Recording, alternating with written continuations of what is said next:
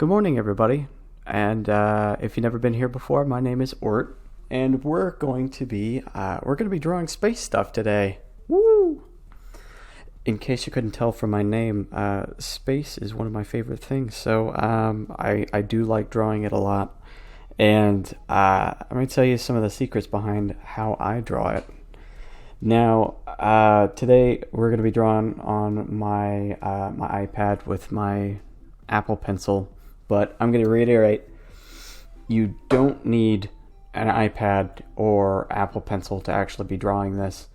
I'm also using Procreate.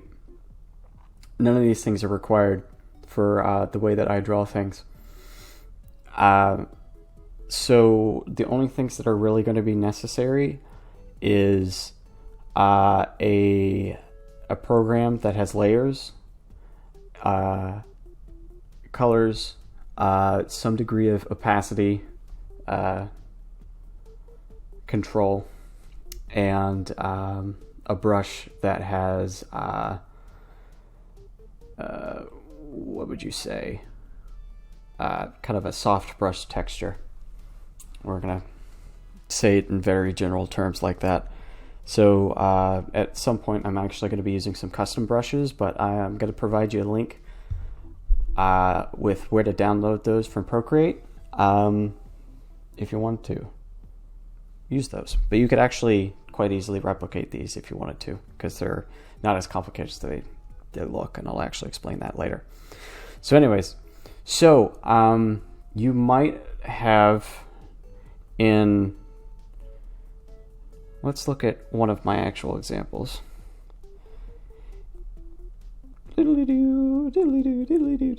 Okay, so looking at a picture like this, I'm going to just put it up on the screen for you. Magic of editing. Beautiful. Thank you. What you see here is gaseous clouds, and you see dark patches, and you see differing colors throughout. And when you really break it down, all you've got here is you've got a generalized blobby shape and dark colors overlapping. So what we actually always got to start off with when we're going through here is you start with the background. Now, your natural instinct would be to go with like a solid black like this, but that would be the wrong reaction to do. You could start with the black, but it's actually going to be much difficult down the line. So what I like to do, if you actually look at like pictures of the actual pictures from like NASA and stuff like that, you actually see that it's not quite black, and it actually looks more aesthetically pleasing if you go in the direction of like a slightly off black color. Your natural eye is going to think that it's blackish anyways, but it's going to be more aesthetically pleasing in the end. But first, before we go with that, we're going to try and think of a palette to go with. Now, if you took a peek at my layers, you might have seen a little bit ahead of time, but let me make a point. You can actually pick a palette for like space photography when you're doing this kind of thing out of literally anything. I used to follow this blog on Tumblr that was really incredible, because the fun part out of it was you could literally all it did was post aesthetically pleasing palettes all day, and it was wonderful. But so to put my money where my mouth is, we're actually going to be taking the palette from one of my recent drawings. This fancy frog right here. You see, it's got a lot of pinks, it's got a yellows, it's got some dark colors in there. Well, we won't worry about the darkening colors, but it's also got some nice purples in there and pinks in there that I like. So we're going to be stealing a lot of the colors from here, some of the greens, to build our space photography, kind of our nebulae in there. So what we actually want to do with this first is kind of build the base and kind of think of what we want to do with our base colors for our, let's move that up. Wonderful. So what do we want to do with our base? We want it to be a dark color. Let's go a little reddish, not too reddish. Think about that color you see. Ooh, knocked the whole desk. That felt good. Think about that color of old film. That's the kind of color I'm looking for. Next, I'm going to grab this pink over here. It's really light pink. We're going to be using soft brush texture. Really low opacity. What are we working with over here? Can't see that.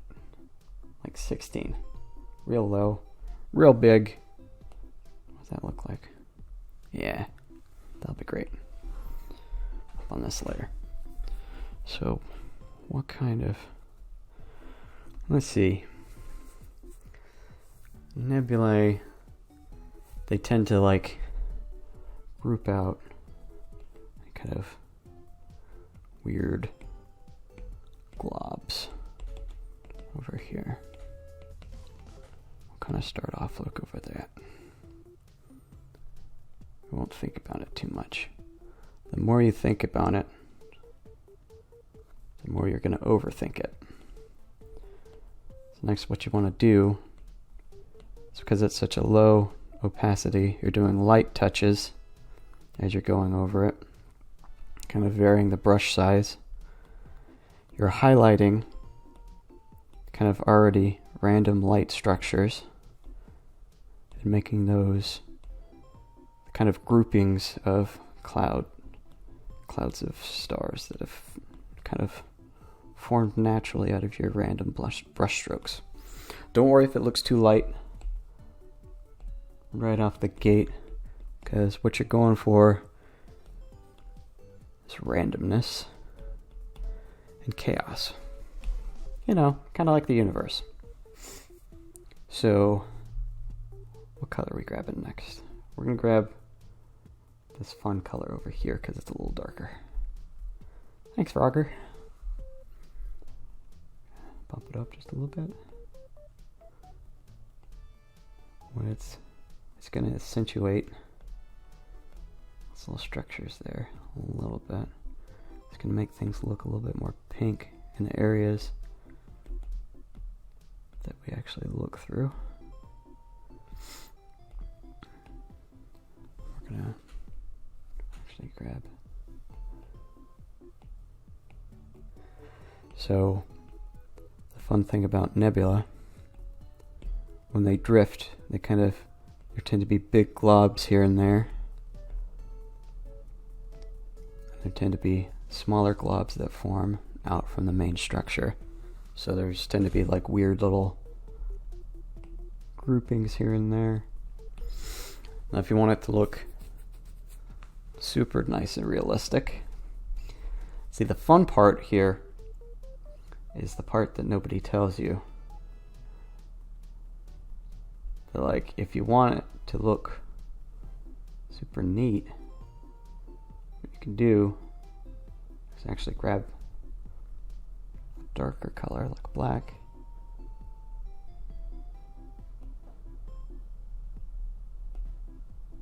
It's very subtle.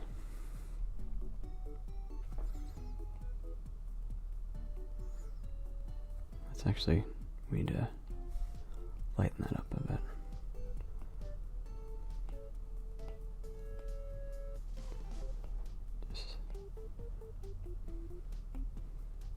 It's too big.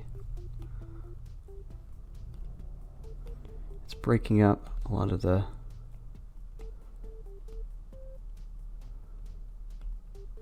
uniformity. It's making it look a little bit more gaseous, a little bit more like it's not just that circular brush going around, even though that's what's going on. And you can go in with something super dark, kind of really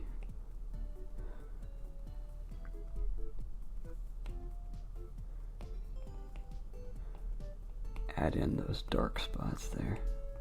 I didn't like that.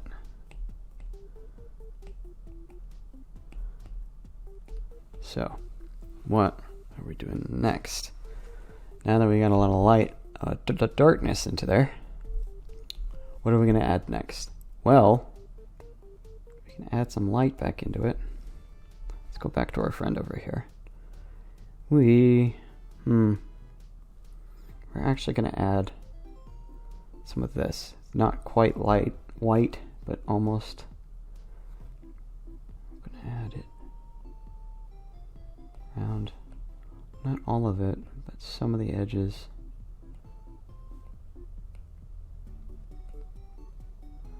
The clouds over here.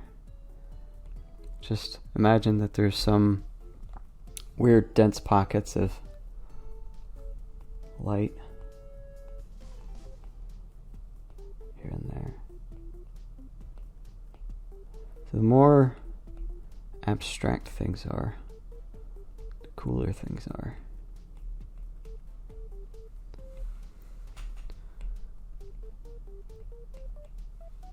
The more you can make things look accidental,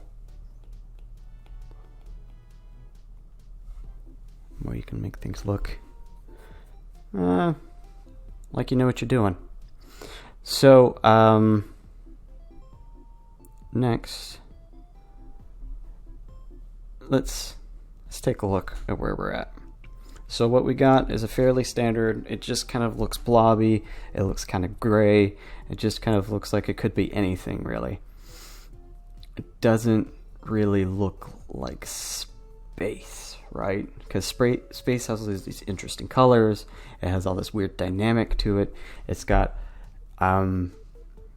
really a lot of space photography is false color because it comes in black and white, and then they go and take the chemical composition and say, okay, this is the chemical composition.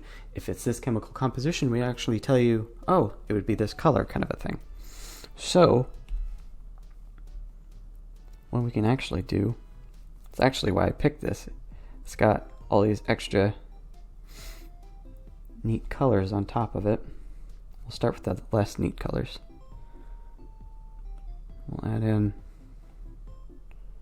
some extra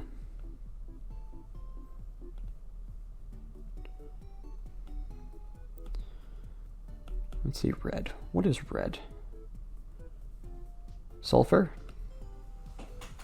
Don't know. Chemistry was not my strong suit in the science field. Let's add in. No. Let's go for the big guns, huh? The purple's gonna look nice. Let's add it in a different layer. So, you don't want to overdo it, but you do give it some freaking pop to it. You want to hit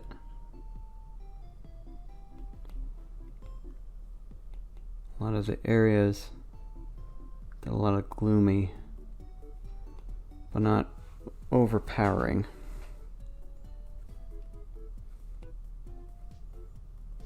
If it starts to look a little bit liney, that's fine.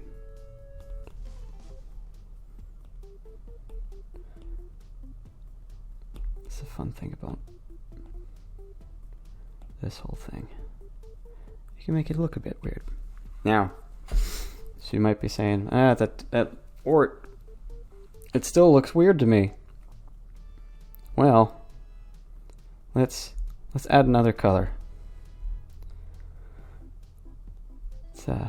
You hush yourself. You sit down. Sit down for a second. You do you. But you hush up for a second, okay? I'm teaching a class. you come up in here, saying your thing, doing your wishy-washy ways, while I'm up in here. No, too bad. Trying to teach the people. So, if you want vibrancy, what I actually do is I usually slot through here and see how it affects. A good collar dodge would be good. If I want it to be a little bit more subtle, I do like that. So I'm popping these in different layers. You can't see that too well. Let's see how the green goes. Inevitably, if you give things a reddish tint to them, it's going to give it a more sinister feel to it. But we'll see if we can't change that by the end. Woo! I do like how that goes. So the other key is here.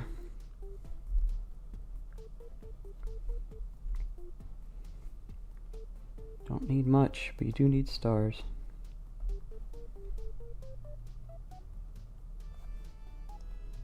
Simple round brush. You can spend years doing all that individually, but I actually have some let's see, brushes down here prepared. What they essentially are,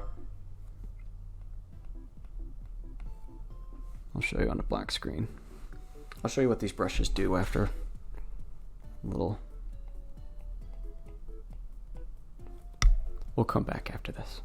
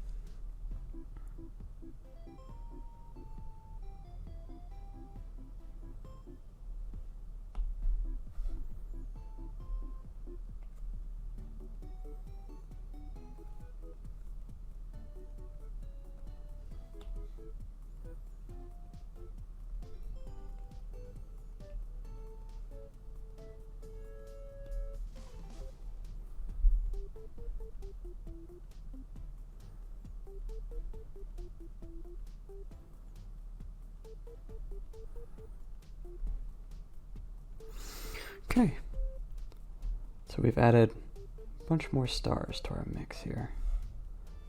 Now, we're going to back over here. We're actually going to pop over to, no, we're going to stick over here. So, we're going to give things a little bit more texture. What we're going to do, we're just going to go into these settings a little bit. We're going to add some spacing into it.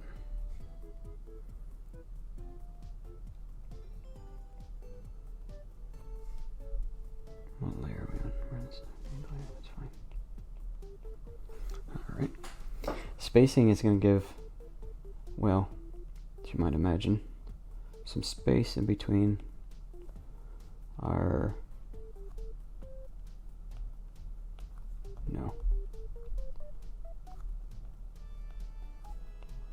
our brush strokes.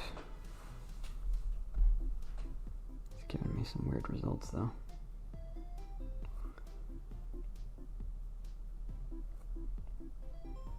Should get it small enough, give us some good texture.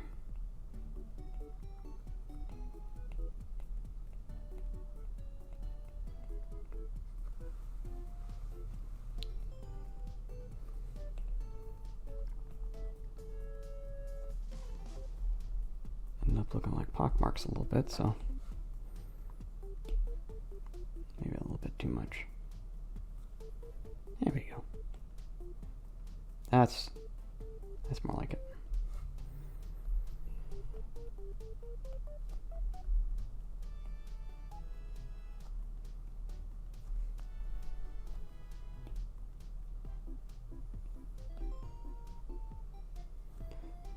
Just go with the spots that look like they're maybe a little bit too comfortable. A little bit too complacent with the work. Their place in the universe. Pun. So, then we have a nice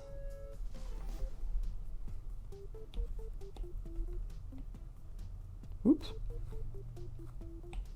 Leave that where it is for now. We have a nice uniform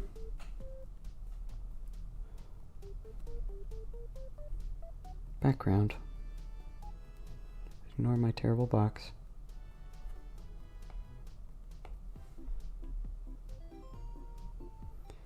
We have a nice uniform looking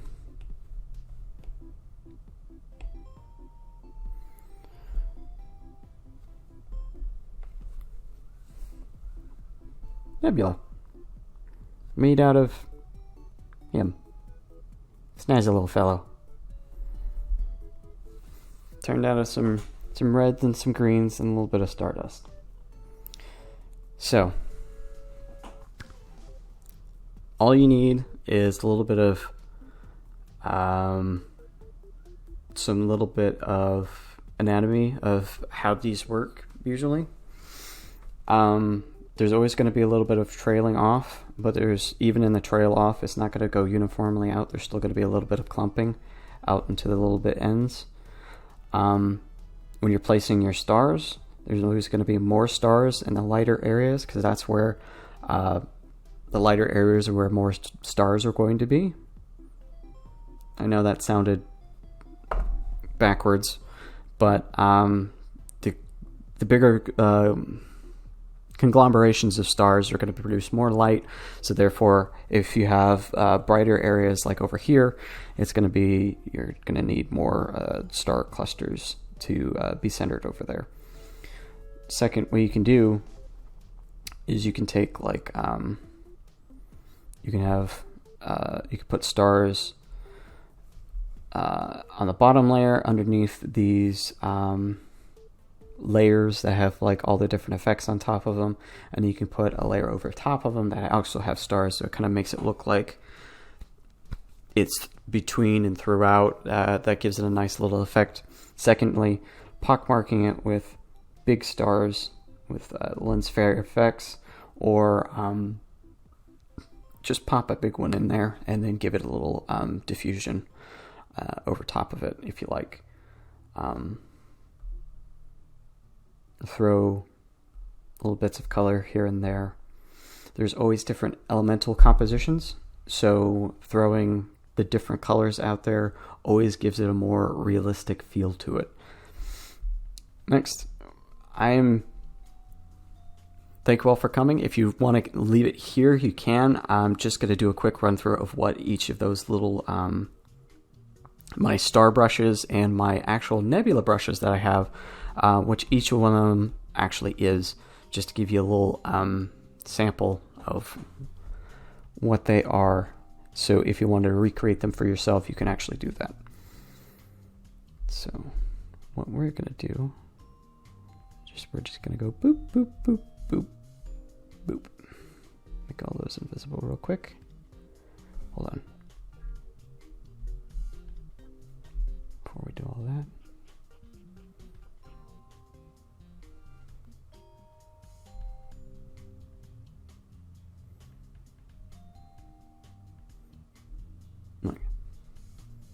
Okay. Boop. Boop. Okay. So, let's go back and look at them. There's only a handful that I usually use. There's, I'm going to make those bigger. And leave. So we got star, star,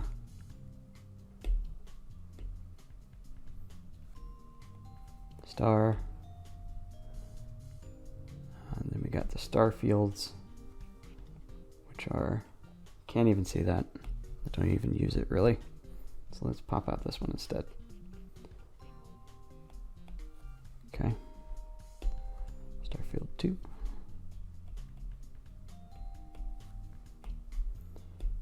And star field 3. Let's give them some distance so you can tell the difference. And let's look at the nebula ones while we're at it.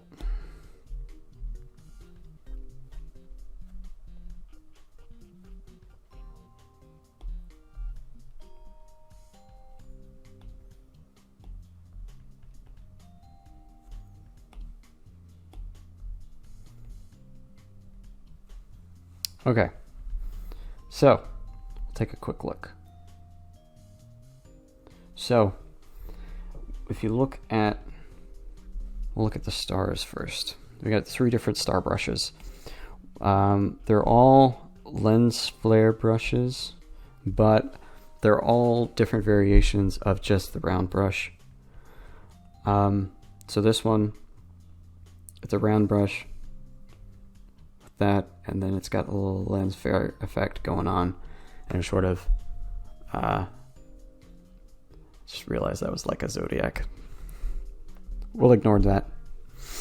And then you get the same kind of thing, but it's a lot more intense and smaller, because a smaller, newer star is going to be a lot more intense, and the older stars are going to be a lot more. They're going to be a lot bigger, but they're going to be a lot more faded, as they see. And then this one is more of like a proto star, so it's going to have like a halo around it, but it's going to be more fragmented, so it's just going to be like a lot of pieces as it goes. So these just save a lot of time. I don't really ever use the protostar one, I don't think. I just kind of use those because they're everybody knows what they look like, so it's just kind of like it's a cheap way to throw it out there and be like, oh hey, there's a big star here. Next we gotta look at star clusters. We'll look at this one. It's kind of like the medium density one. If you look at it closely, without it being too pixelated, I don't know how well you can see that, but what it's actually, it's just god awful amount with round brush, just with density and size and opacity differing throughout, and it's turned into a brush. So what you can do is just pockmark it throughout, and this one's actually turned into a circle, as you can see, so you can move it around and you can pockmark it with like a circle of stars. This one is actually not circular. It's actually it jitters, so it just throws its shape around as it goes. So it's really great when you're doing the shapes around the edges of the nebulae and stuff like that, because you could it just throws it out in random directions. It's pockmarked with some really intense stars and then a lot of not so intense stars, so it's really highly variable throughout. And then this one it's a lot of less dense. So it's big, intense, with a lot of not so intense out in the middle of nowhere. This one is a lot more noticeable, and it's also got the same thing that this one's got on it, where it's got a lot of jitter. So I don't know if you can hear me, but jitter. It's the same thing I threw on this to make it go off in every direction. So it's fun. Then these are the Nebula brushes that I've got. They get progressively softer. Oh, I'm on the wrong brush. Let's go back to whatever I was on. We'll use that. So they get progressively softer as time goes on. So they're basically the same brush. I think this one and this one. So hold on. This one, 2, and then 3. So I think these two are actually the same. They look like they're the same texture, actually, just with a little bit of change to it. They may not be, but there's a lot of jitter going on here. It's actually kind of if we look at our textures, not textures, we were looking at.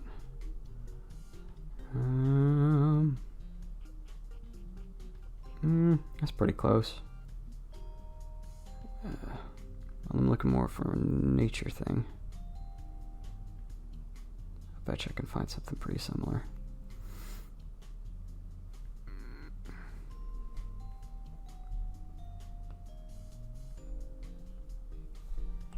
Well, I get you pretty close to the other one. It's not important, but it's more of like a cottony approach to it. So when it's coming up, you can get really intense clouds to it. So this one is a little bit less. It's actually like this, but it's got a you can see it's like actually got like a paper texture over top of it, or it actually might be like a sand texture. Anyways, it's got an extra texture on top of it, so when you layer it with the other ones, it actually comes out looking a little bit more of a cloud.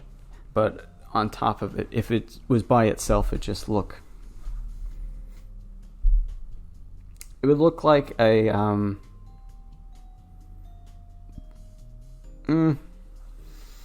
one of those what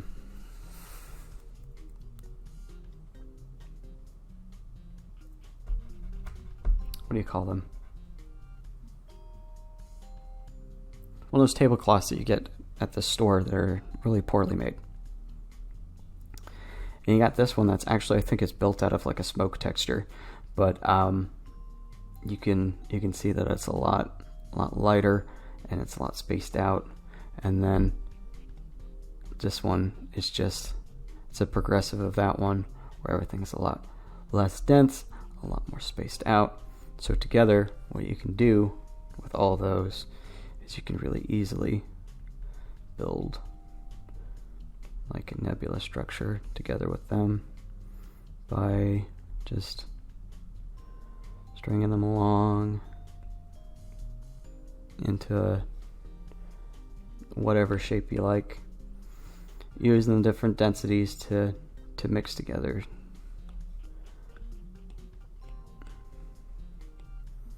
Because like each one of them has their own role to play. And then you can, now that that's massive, doesn't quite have the same effect.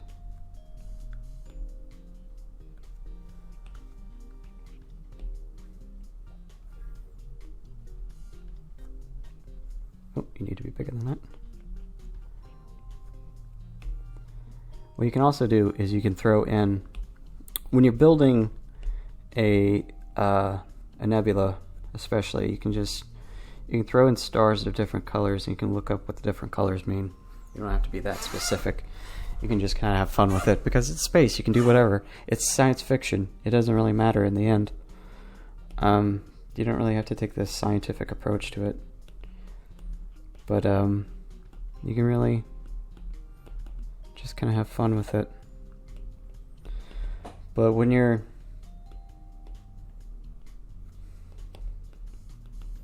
playing around with it, you kind of get the feel for it pretty quickly. So that's the essence of it. That's all you really need.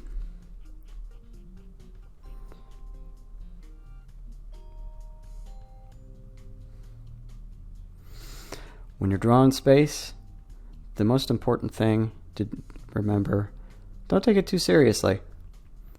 You're drawing something that doesn't exist. And if you are drawing something that exists, remember that nobody remembers what every individual cloud and star looks like. So you can futz it a little bit and nobody's going to care. So there's no point in stressing yourself out, especially if it's something that either doesn't exist or you're just having fun with. So remember to have fun. That's the most important thing in art. So that'll be it for today. I hope you all had fun, and I hope you go out and make some really good art out of it. I'll see you out there. Bye.